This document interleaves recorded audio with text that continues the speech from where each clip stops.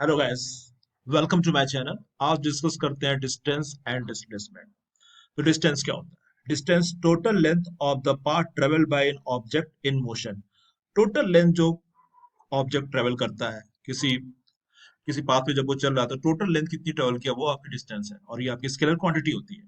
Displacement क्या होता है? Displacement shortest distance between objects initial and final position taking direction into account and it is vector quantity. Okay, ये समझते हैं ऐसे। ऐसे मान लो कोई ये आपने आप ए से बी में ऐसे गए, ए पॉइंट ये मान लो ए ये है और बी।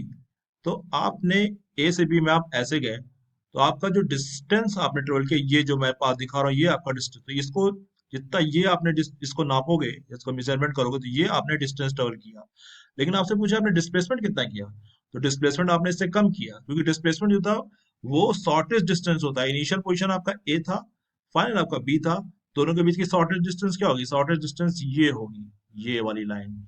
और ये आपका डिस्प्लेसमेंट है। ओके, तो ये चीज है। तो डिस्टेंस डिस्प्लेसमेंट अंतर समझ आया। डिस्टेंस टोटल लेंथ जो भी आपने ट्रेवल किया, लेकिन डिस्प्लेसमेंट जो होता है दो आपकी इनिशियल पॉइंट जो ए थी और जो फाइनल बी थी उसके बीच की मिनिमम डिस्टेंस। और मिनिमम आपकी ये आपको मैं लाइन से दिखा रहा हूँ, ये आपकी मिनिमम है। ओके, ये डिस्प्लेसमेंट है। ओके, ये समझ में आया। नाउ नाउ अब चलते हैं कि इसमें कुछ केसेस हैं। कुछ केसेस हैं वो डिस्कस करते हैं। जैसे कि डिस्टेंस जो होता है हमेशा आपका डिस्प्लेसमेंट से बड़ा होता है या उसके बराबर होता है। ये एक पॉइंट इंपॉर्टेंट है कि जो डिस्टेंस है वो डिस्प्लेसमेंट के बराबर होगा या उससे बड़ा होगा। ओके, आइए इस केस इसको समझते हैं कैसे, किस केस में बराबर होगा किस केस में बड़ा होगा। आइए समझते हैं। जैसे कि मान लीजिए आप ए से बी पॉइंट की तरफ जा रहे हो, तो यहाँ पे क्या है कि यहाँ पे स्ट्रेट लाइन में आप जा रहे हो, तो इस केस में डिस्टेंस और डिस्प्लेसमेंट दोनों इक्वल होंगे। कैसे इक्वल होंगे? आप देखो, ए और बी के बीच में आपने मान लो 10 मीटर की दूरी है, तो इसमें शॉर्टेस्ट डिस्टेंस भी तो आपको ए और बी में इतना ही है। ए बी में शॉर्टेस्ट डिस्टेंस क्या है? वही है, ए बी ही है शॉर्टेस्ट डिस्टेंस। तो इस केस में डिस्टेंस भी 10 मीटर होगा, डिस्प्लेसमेंट भी आपका 10 मीटर होगा। तो इस केस में दोनों इक्वल हो गए। तो ये वाला केस जो होगा डिस्टेंस इज ग्रेटर देन और इक्वल टू डिस्प्लेसमेंट में, ये वाला केस यहाँ सेटिस्फाइड हो रहा है कि डिस्टेंस आपका डिस्प्लेसमेंट के इक्वल हो सकता है। ओके, नाउ सेकंड केस आते हैं। सेकंड केस में आते हैं। सेकंड केस आपका कहता है कि केस टू, केस टू में आपका ये है कि एक मिनट, केस टू में आपका हम दिखाते हैं कि डिस्टेंस कैसे आपका डिस्प्लेसमेंट से ज्यादा होगा। तो देखो, आप बी पॉइंट पे मान लो हो, बी से आपको सी पे जाना है। तो बी से सी पे आपको जाना है, तो बी से सी पे आपको जाना है, तो बी से ए आए और ए से सी पे गए, तो आपका जो डिस्टेंस होगा, क्योंकि टोटल लेंथ इसमें देखते हैं कितनी total, तो आपका बी से ए पे मतलब 3 मीटर और ए से सी पे 4 मीटर, तो टोटल आपका 3 + 4 डिस्टेंस आपने कितना डर गया? 7 मीटर। लेकिन अब डिस्प्लेसमेंट देखते हैं। डिस्प्लेसमेंट आप बी से सी पे गए, तो बी से सी में जो शॉर्टेस्ट डिस्टेंस होगी वो क्या होगी? बीसी होगी, ये वाली जो लेंथ है बीसी। और बीसी कितना होगा? पाइथागोरस थ्योरम लगाओगे आप तो बीसी 5 ही मीटर आएगा। तो डिस्प्लेसमेंट जो होगा वो आपका 5 ही मीटर होगा, क्योंकि shortest distance between B and C 5 metre है।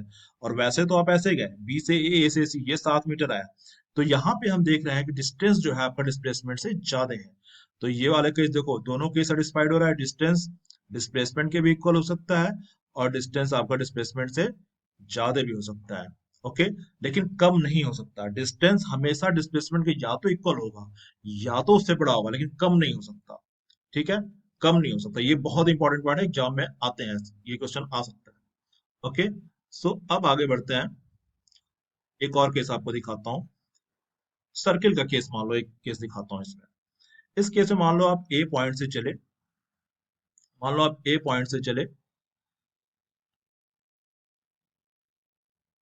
ए पॉइंट से आप चले और फिर ए पॉइंट पे ही पहुंच गया। मान लो आपने यहाँ से अपना मोशन स्टार्ट किया सर्किल में, यहाँ से आपने मोशन स्टार्ट किया और फिर आप ए पे ही पहुंच गया, मतलब एक सर्कुलर मोशन आपने स्टार्ट, एक सर्कुलर मोशन ही आपने किया। और एक सर्कुलर मोशन में आपने टोटल डिस्टेंस कितनी चली? जैसे एक सर्कुलर मोशन मान लो आपने किया, तो सर्कुलर मोशन में आप मान लो यहां से स्टार्ट किए और फिर आप यहीं पहुंच गए, यहीं पहुंच गए, जहां से आपने स्टार्ट किया था, तो आपका डिस्टेंस जो होगा, चूंकि सर्किल जो पेरीमीटर होगा वो आपका 2 पाई आर होता है। अगर रेडियस आर है तो आप, रेडियस आर है तो डिस्टेंस कितना ट्रेवल करोगे आप, 2 पाई आर करोगे। लेकिन डिस्प्लेसमेंट क्या होगा, क्योंकि जहां से आप स्टार्ट किए थे आप वहीं पहुंच गए, तो डिस्प्लेसमेंट जो होगा वो जीरो हो जाएगा, क्योंकि आप ए पॉइंट से स्टार्ट किए मान लो, और फिर यही पॉइंट पे पहुंच गए, तो मिनिमम डिस्टेंस उस पॉइंट, जिस पॉइंट से आप स्टार्ट किया वहीं पहुंच गए, तो मिनिमम डिस्टेंस कितनी होगी, जीरो हो जाएगी। ए टू ए की मिनिमम, ए टू ए में क्या डिस्टेंस, जीरो। तो डिस्प्लेसमेंट आपका जीरो। तो मतलब कभी भी आप जहां से स्टार्ट करते हो वहीं पहुंच जाते हो, तो डिस्प्लेसमेंट उस केस में हमेशा जीरो होगा, हमेशा जीरो होगा डिस्प्लेसमेंट। ये बात बहुत इंपॉर्टेंट है कि in one complete cycle of circular track, distance जो होगा वो 2 pi R, where R is the radius of the circular track, और डिस्प्लेसमेंट तो हमेशा सर्कुलर ट्रैक में जीरो ही होगा। ओके। सो अब ये यहाँ भी क्या हो रहा है, डिस्टेंस आपका डिस्प्लेसमेंट से ज्यादा हो रहा है। तो ये बात इंपॉर्टेंट है कि डिस्टेंस जो कभी भी डिस्प्लेसमेंट से कम नहीं हो सकता, या तो बराबर होगा या तो ज्यादा होगा। नाउ नोट करते हैं एक important point, distance can never be negative. Distance आपका कभी भी निगेटिव नहीं हो सकता, क्योंकि ये स्केलर क्वांटिटी होता है। लेकिन डिस्प्लेसमेंट आपका निगेटिव हो सकता है, डिस्प्लेसमेंट आपका जीरो भी हो सकता है, डिस्प्लेसमेंट आपका निगेटिव भी हो सकता है, डिस्प्लेसमेंट आपका पॉजिटिव भी हो सकता है, तीनों हो सकता है। लेकिन डिस्टेंस हमेशा आपका या तो निगेटिव नहीं हो सकता, या तो जीरो होगा या तो पॉजिटिव होगा। Okay. So thanks for watching this video. अगर आपको वीडियो अच्छा लगे तो चैनल को सब्सक्राइब करिएगा।